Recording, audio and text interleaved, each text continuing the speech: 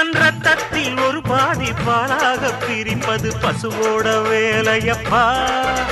அது பிரித்தாலும் பாலோடு தண்ணீரை கலப்பது மனிதனின் மூளையப்பா. தன் ரத்தத்தில் ஒரு பாதி பாலாக பிரிப்பது பசுவோட வேலையப்பா. அது பிரித்தாலும் பாலோடு தண்ணீரை கலப்பது மனிதனின் மூளையப்பா. சாணம் விழுந்தா உரம் பாரு, எருவ எரிச்சா திருநீரு.